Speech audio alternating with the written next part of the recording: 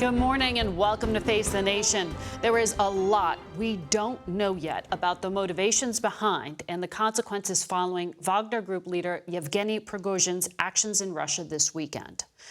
What we do know about what one senior administration official calls a very bizarre episode is that there seems to be a pause, at least for now, due to a truce struck between Vladimir Putin and Prigozhin that was brokered by the president of Belarus, a Putin ally.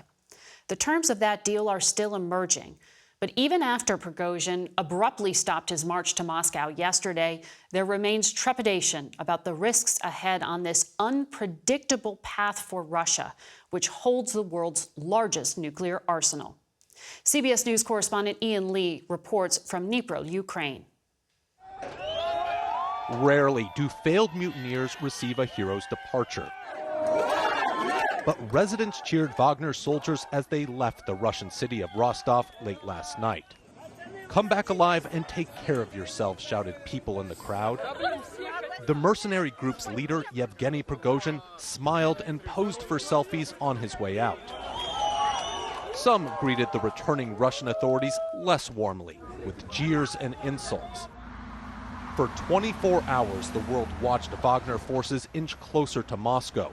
Updates of their advance splashed across social media. The Russian military secured the capital, soldiers deployed on the streets, and heavy equipment ripped up roads leading to the city. Prigozhin launched his mutiny after accusing the Russian military of killing his men in Ukraine with a missile strike, a claim Russian defense officials denied.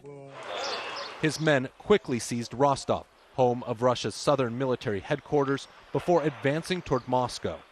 On Russian state TV, President Vladimir Putin accused Prigozhin of treason, though he never mentioned his name, and called for unity.